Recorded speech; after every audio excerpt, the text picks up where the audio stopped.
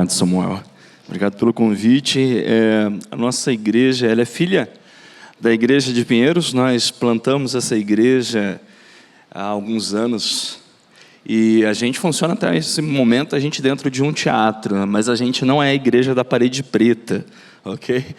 É só porque a gente está dentro de um teatro, é por isso que a luz é meio cenográfica, mas pela graça de Deus a igreja se organizou há 2 anos. Nós estamos no nosso 2º ano como igreja organizada e Deus tem feito grandes coisas lá. E graças a Deus que usou essa igreja, uma igreja missionária, uma igreja que vocês amam, uma igreja que Deus tem colocado no coração do pastor Arival e também do conselho, um desejo de ver mais e mais igrejas sendo plantadas para a cidade de São Paulo e também no Brasil todo.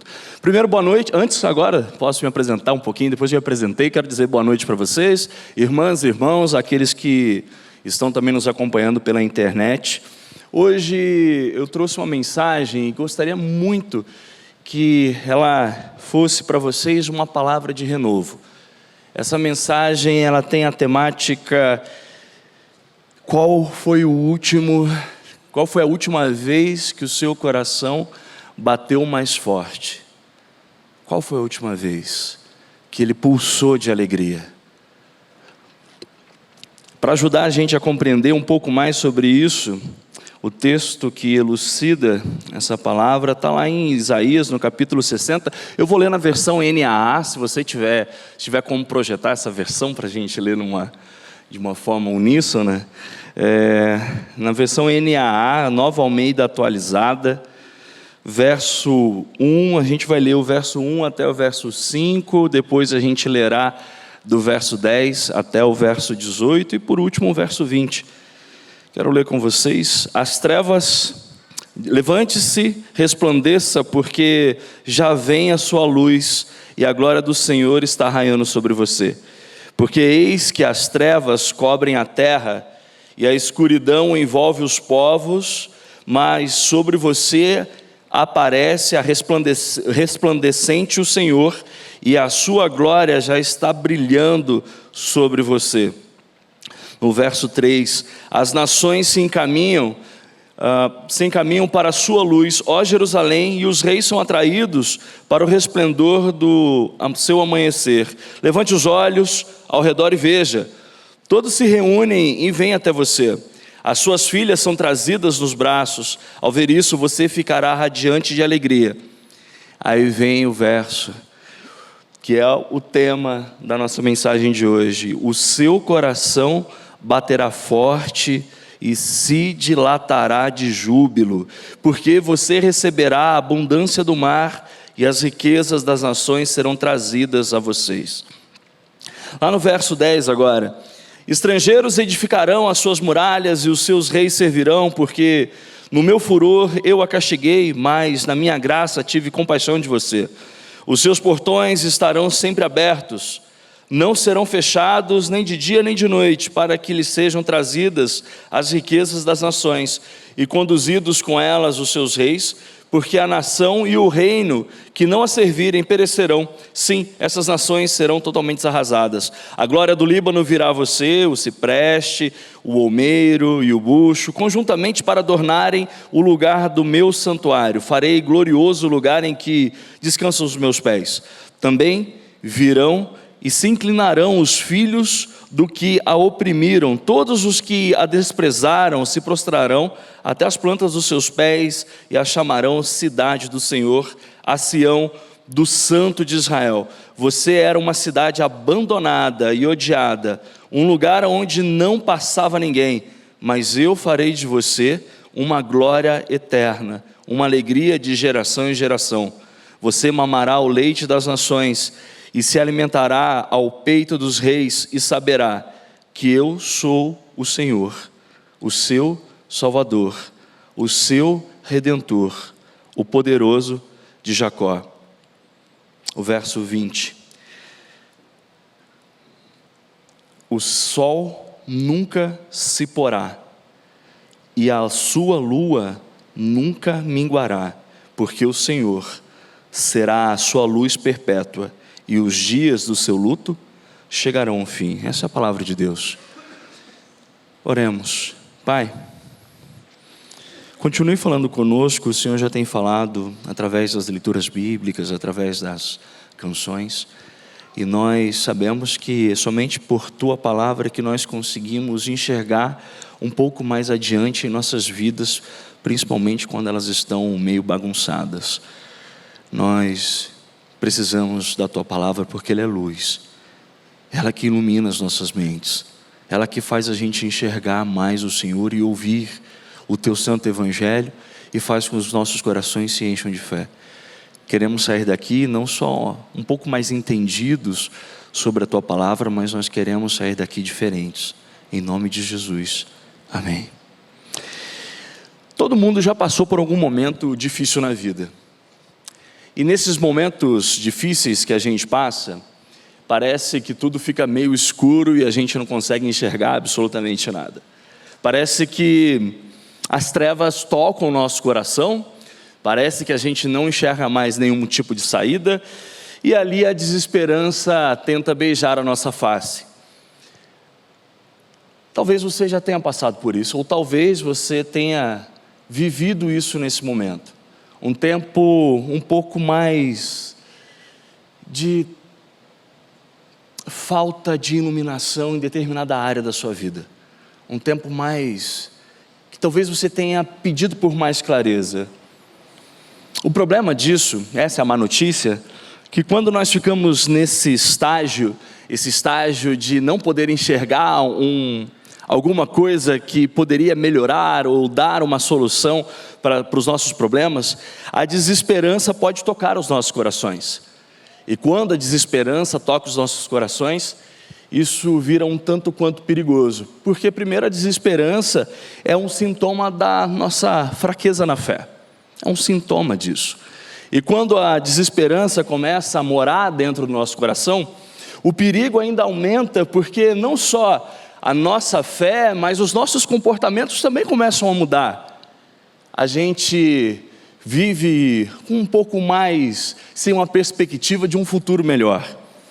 E pensar na desesperança é algo tão profundo que em 1974, um pesquisador americano, ele desenvolveu a teoria da desesperança. Ele passou 10 anos estudando o que a desesperança fazia no coração ou na vida das pessoas. E esse artigo está na Biblioteca Nacional dos Estados Unidos, na Biblioteca de Medicina, onde fala que 91% das pessoas que tiveram ideação suicida estavam cheios de desesperança. É um dado alarmante. Quando a desesperança toca o nosso coração, a gente não enxerga mais saída, e a única saída que às vezes a gente enxerga é uma ideação de morte, um desejo pela morte. E os dados são alarmantes porque representam 91% das pessoas que tiveram uma ideação como essa, elas estavam cheias de desesperança. Veja como é perigosa essa tal da desesperança. Desesperança que pode ser remediada através da fé, quando nós compreendemos que o nosso coração pode voltar a bater forte novamente e se alegrar. Quando a gente começa a entender, e desses versos que a gente leu, tenho 3 pontos que eu gostaria de comentar com vocês, que primeiro, a gente precisa compreender que as trevas, elas são passageiras. Segundo, a gente precisa compreender que a luz sempre volta a raiar. Talvez não no tempo que a gente imagine, mas ela sempre volta. E a gente precisa perder o medo e acreditar sempre, esse é o terceiro ponto, que a luz sempre permanecerá acesa sobre a igreja do Senhor. Então não esqueça, o primeiro ponto, as trevas, elas são passageiras. Os momentos em que a gente não enxerga muito um caminho para tomar uma decisão, para poder investir, a gente precisa compreender que esse momento ele é passageiro. Segundo, a gente precisa entender que a luz sempre vai aparecer em nossas vidas, e terceiro, que ela nunca desaparecerá. Nesse primeiro ponto, gostaria de reler com vocês o verso 1 e o verso 2, que diz assim: levante-se e resplandeça, porque já vem a luz, e a glória do Senhor está raiando sobre você. Porque eis que as trevas cobrem a terra, e a escuridão envolve os povos. O profeta Isaías, nesse momento, ele estava falando algo diferente que ele falara no capítulo 47, onde ele havia dito para Jerusalém, e aqui a gente precisa entender que a cidade de Jerusalém é a igreja do Senhor, é a gente. Ele havia dito o seguinte: deite-se, caia, fique prostrado nesse momento, porque eles estavam vivendo um tempo, e aí aquilo que eu havia dito, né, as nossas ações são reflexos das nossas crenças. Eles estavam vivendo um tempo muito confuso naquele momento. Era 700 anos mais ou menos antes de Cristo, e o povo de Israel, o povo de Jerusalém, eles estavam vivendo uma instabilidade política não tão diferente da nossa. Eles estavam vivendo também uma instabilidade política. O reino de Judá estava muito instável naquele momento. Era a ascensão do Império Assírio, que posteriormente tentaria fazer uma invasão. Eles não sofrem invasão nessa época do profeta Isaías, sofreria depois ameaças estrangeiras, idolatria, corrupção. Eles estavam adorando outros deuses, desigualdade social, e a religião deles era uma religião vazia. Agora, isso talvez justifique o fato do profeta Isaías ter dito que as trevas cobrem a cidade. Vocês estão vivendo num momento de escuridão, vocês perderam a esperança. Veja como está a situação de vocês. Olha para o comportamento de vocês. É interessante que essa palavra, Isaías, ele não termina aí só afirmando o momento de trevas que eles estavam vivendo. Ele continua dizendo: mas sobre vocês aparece resplandecente o Senhor. É interessante que ele usa uma conjunção adversativa aqui. Ele vai dizer o contrário, de uma ideia oposta daquilo que estava vivendo o povo de Jerusalém. Vocês estão vivendo em trevas, vocês estão vivendo uma bagunça na sua economia, na sua política, vocês estão adorando outros deuses, vocês estão esquecendo dos pobres, está vivendo numa religião totalmente vazia. Mas deixa eu dizer para vocês, esse tempo de trevas, esse tempo é passageiro. É isso que Isaías estava dizendo. Não vai durar para sempre, não durará para sempre. Isso traz o contraste da graça, que independente da desgraça que a gente viva, que a gente cometa, a graça sempre estará lá para poder consertar os nossos caminhos. A gente precisa compreender isso. Isso valoriza muito mais o fato do Senhor graciosamente iluminar as nossas vidas, mesmo que com os nossos pecados a gente tenha feito uma bagunça, e através dos nossos próprios pecados e do nosso jeito de viver, a gente não tem compreendido absolutamente mais nada, a gente não sabe mais o que fazer, está tudo escuro, está tudo apagado. Ainda assim o Senhor promete para os seus que a luz voltaria novamente a raiar. Miqueias 4 diz que Ele é o sol da justiça, e Cristo esse é o sol da justiça, é Ele que raia sobre nossas vidas. Levante-se, resplandeça, porque a glória do Senhor está sobre a vida de vocês. É passageiro esse tempo que vocês estão vivendo, é passageiro, sempre será, por mais que vocês achem que nunca terá fim. Deixa eu dizer uma coisa para vocês, irmãos e irmãs. A dor, a morte não tem a palavra final sobre a vida de vocês. Não tem. Por mais que você viva na sexta-feira da paixão, na sexta-feira sangrenta do sofrimento, onde as trevas cobrem o mundo, no sábado das dúvidas, vocês precisam entender que a Páscoa sempre vem. Ela sempre vem. Sempre vem. Sempre vem. A nossa vida, ela é entre sextas e domingos. Sexta do sofrimento, sábado das dúvidas. A gente acha que o sofrimento não acabará, mas a Páscoa sempre vem. O sol sempre nasce, sempre raiará sobre a vida de vocês. Então não esqueça o primeiro ponto: as trevas são passageiras. Levante-se, pare de viver deitado, pare de viver reclamando, levante-se. E caminhar é o maior exemplo de fé. Fé é ir adiante, mesmo ainda com dor. Mas se você acredita que a glória do Senhor está sobre a sua vida, levante-se, levante-se, faça esse movimento de fé, levante-se, levante-se. Segundo ponto,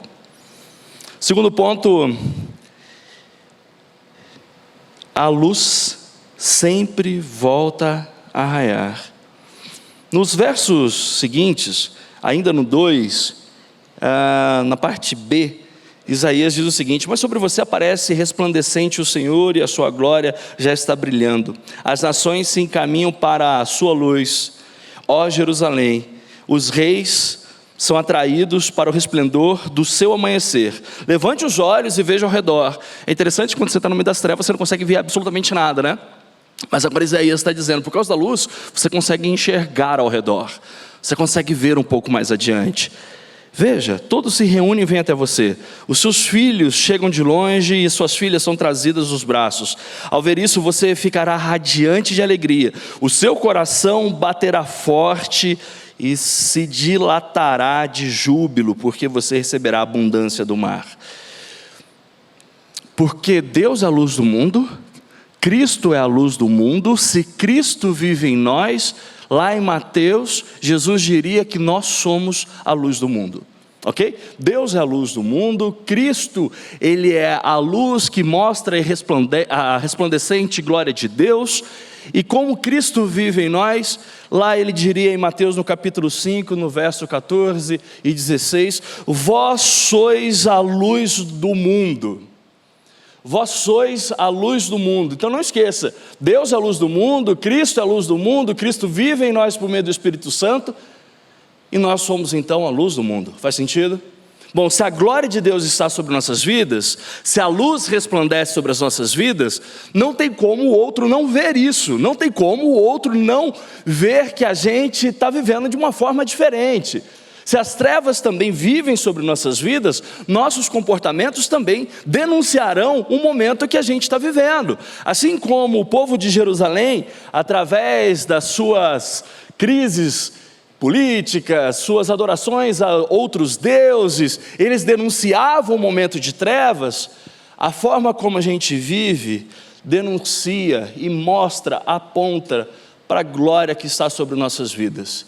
Ainda que mancando como Jacó, mas foi só ali, quando ele luta com o anjo, onde ele é ferido na perna, que o nome dele, a identidade dele é transformada. Essa é a ferida da graça. É muito melhor você andar e viver mancando com a ferida da graça sobre a vida de vocês, do que viver uma vida inteira sobre a escuridão. É muito melhor. Nesse verso, aqui mostra que quando a glória de Deus viesse sobre a cidade de Jerusalém, o coração deles bateria mais forte, se dilataria. Olha ao redor, as pessoas, os filhos, que diz aqui, os filhos da igreja, a igreja de outro lugar, de outra cidade, de outros lugares se reunirão. Vocês que são um povo pequeno, um povo que vive sempre de escravidão em escravidão, é oprimido, vocês prosperarão. As trevas não estarão mais sobre vocês. Vocês multiplicarão, vocês crescerão. As nações verão a sua luz. Seus comportamentos serão diferentes. As pessoas testemunharão na vida de vocês que existe um Deus sobre a vida de vocês, através do comportamento de vocês. E quando vocês perceberem isso, quando vocês olharem para os corações de vocês e para cada área da vida de vocês, seja familiar, onde está um pouco meio escuro ali, você não vê nenhuma solução, seja a área financeira, seja a sua saúde física ou emocional, se você perceber que a glória de Deus está lá, eu tenho certeza que o seu coração voltará a bater forte novamente.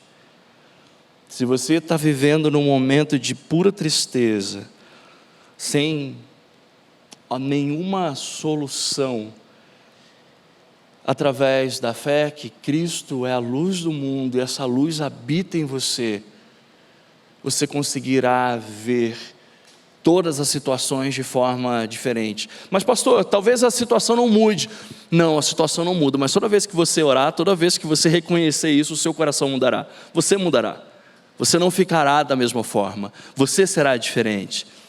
E quando a gente começa a perceber nos versos posteriores, verso 10, verso 11, verso 12, no verso 10 fala que os estrangeiros ajudariam na construção. Calvino vai dizer que nesse momento, as pessoas que brigaram com você, os gentios, eles estarão do seu lado, eles converterão, eles conhecerão o Evangelho, através da glória de Deus que habita sobre vocês. Imagina, eu estava vivendo em trevas, agora eu sou um instrumento na vida de um outro que era o meu inimigo. Uau! É isso que é a vida que o Senhor nos chamou para viver. No verso 12, no verso 11, Isaías diria o seguinte, que os portões da cidade estarão sempre abertos para receber as riquezas de todas as nações. Alguns teólogos vão dizer que naquela época os portões ficavam fechados por causa do medo de roubo, medo de assalto, de violência, e alguns teólogos vão para a linha de que a paz habitaria o coração de Jerusalém, ao ponto das portas ficarem abertas, de eu não ficar preocupado de deixar a porta fechada. Eu tenho que agora, eu posso viver em paz ao ponto de deixar a porta aberta. Eu posso agora viver sem ficar pensando em mecanismos de defesa. Eu posso viver de peito aberto. Eu posso viver menos na defensiva, porque a alegria está no meu coração, porque a glória de Deus está sobre mim. Eu não preciso ter medo. É isso que aconteceu na cidade de Jerusalém. É isso que acontece na igreja do Senhor, quando a glória dEle habita as nossas vidas. No verso 12, Deus confirma a restauração da igreja, dizendo que os gentios ajudariam com o seu poder. A gente viria isso com o rei Ciro, ajudando a igreja do Senhor. Pessoas, outros da graça comum, se levantarão para poder ajudar a igreja do Senhor, e vocês são a igreja do Senhor.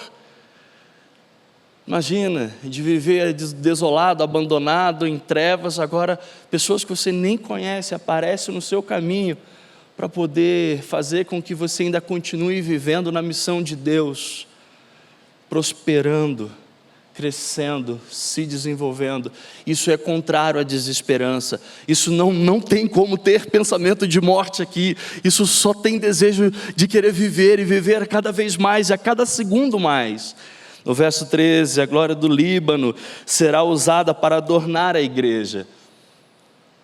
Aqui o profeta fala que a beleza viria para a igreja. Eu não preciso me adornar para ser aceito. Eu não preciso me vestir de algo para poder ser aceito por um grupo X ou Y. Aqui está falando da beleza da igreja, da sua beleza. A glória do Senhor vem sobre a vida de vocês e torna vocês mais atraentes. Vocês não precisam mais sair correndo atrás de adornos para se sentirem aceitos, pertencidos. Não precisa mais encher o coração vazio com vaidades e mais vaidades e mais vaidades. A beleza já está sobre a sua vida. Essa é esperança para nós que somos feios, né? Há uma beleza sobre a nossa vida, há uma beleza ali. O verso 14, os filhos, os perseguidores da igreja se curvarão diante dela. O profeta Isaías está dizendo que de perseguido agora as pessoas reconhecerão quem são vocês. Haverá reconciliação, haverá acordos, mais paz habitaria sobre a vida daquelas pessoas que estavam vivendo em trevas. Verso 15, diz que Deus restauraria a prosperidade e a condição seria muito melhor do que antes. O profeta fala sobre a redenção, fala que nós reconheceríamos no verso 16 quem seria o nosso Redentor. Então veja, a gente estava falando de momento de trevas, a gente estava falando de momento de desesperança, e no ponto 1 eu havia dito que isso tudo é passageiro, porque a graça do Senhor é como um domingo de Páscoa, embora estejamos no sábado da incerteza, depois de uma sexta do sofrimento, o sol sempre volta a raiar, e aí o profeta diz sobre a beleza de Cristo em nós, no verso 3, fala sobre a vida com mais alegria, no verso 5, fala sobre uma vida mais próspera, do verso 6 ao verso 10, fala sobre conversões, no verso 10 também, uma vida de paz e prosperidade, no versículo 11, uma vida que não busca adereços para se sentir aceito, no verso 13, uma vida que reconhece todos os dias que Jesus, Ele é o nosso Redentor, é aquele que compra a liberdade, aquele que nos tira do império das trevas e nos transporta para o reino de luz. A gente passaria a viver reconhecendo isso. Então, de viver nas trevas, agora para uma vida que deseja viver abundantemente essa nova vida que Deus nos deu. Pergunto para vocês, essa é a sua vida? Aí a resposta talvez esteja no ponto 3. Talvez, pastor, eu não tenha conseguido viver assim, e eu queria poder viver assim, mas tenho sentido meu coração um pouco mais fraco, tenho perdido a minha esperança, e eu não sei o que eu tenho que fazer para que eu possa viver debaixo dessa luz e com a consciência e a tranquilidade no meu coração que essa luz jamais se apagará, para que eu não fique com medo, ou ansioso, ou com angústia. A resposta, irmãos e irmãs, para esse ponto 3, que a luz sempre permanecerá acesa sobre os eleitos de Deus, sobre a sua igreja, está em 2 pequenas ações, que é o centro do Evangelho: fé e arrependimento. Eu preciso acreditar que Jesus Cristo é a luz do mundo, e eu preciso me arrepender da incredulidade, das trevas e dos dias que eu achei que as trevas seriam para sempre. Talvez você esteja vivendo um momento de escuridão em determinada área de sua vida e você acha que não terá fim. O convite de hoje é: peça perdão por isso, porque o Senhor jamais abandonará vocês. Viver na desesperança é viver na incredulidade. E talvez hoje o Senhor quer que você veja a sua vida sob uma perspectiva de que essa luz jamais se apagou e jamais se apagará sobre a vida de vocês. O sol nunca se porá, no verso 20, e a sua lua nunca minguará, porque o Senhor será a sua luz perpétua, e os seus dias do seu luto chegarão ao fim. João 8, 12.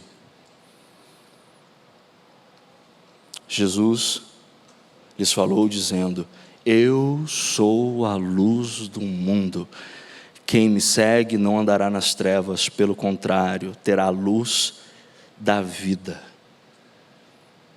Você precisa reconhecer que Jesus Cristo é sua luz, não o seu trabalho que vai iluminar a sua vida financeira, não é. Não é a sua família bonitinha que vai trazer paz e segurança para o seu coração, não são os seus filhos, nem os seus cônjuges, não é a cidade, não é a sociedade, são falsos ídolos, e a gente tenta colocar isso como luzes em nossas vidas quando as coisas se escurecem, e aí a gente está transformando essas coisas que são boas, que são bênçãos, em ídolos, e a gente está esquecendo que Jesus Cristo é a luz do mundo, é a nossa luz, é a minha luz, é a sua luz. Não coloque outras pessoas para iluminarem a sua vida, por mais que vocês as amem demais, por mais que sejam pessoas que estejam ao seu lado. Você só tem um Salvador, você só tem um Redentor, você só tem uma pessoa que pode iluminar a sua vida, é Jesus Cristo. Eu sou a luz do mundo, ninguém mais é. Você quer viver em mais dias, quer viver mais dias Sob essa clareza, creia sempre que Jesus é sua única fonte de luz e ninguém mais é. Ninguém mais é a resposta, ninguém mais é a solução, apenas Jesus Cristo. Segundo, Jesus diz: eu vim ao mundo como luz, para que todo aquele que crê em mim não permaneça nas trevas. A única forma da gente ser retirado do momento de trevas, seja ele qual for esse momento ou situação, é acreditar que Jesus Cristo é a luz do mundo. Eu não tenho que fazer nada, eu não tenho que ir lá e acender o interruptor, não, é o Espírito Santo que faz isso, através da obra da regeneração, é Ele que ilumina as nossas mentes, isso é graça. Você não precisa fazer isso, a única coisa que você precisa é crer, acredite, que Jesus é a sua luz e ninguém mais é. Como você pode viver sobre essa luz que jamais se apagará? Compreendendo que Jesus Cristo, na noite em que Ele foi traído, depois foi levado a Pôncio Pilatos, e às 15h, numa sexta-feira, Ele foi abandonado e o mundo estava em trevas. Naquele dia, e Mateus relata isso de uma forma bem interessante, onde ele diz que houve trevas sobre toda a terra, do meio-dia até as 15h.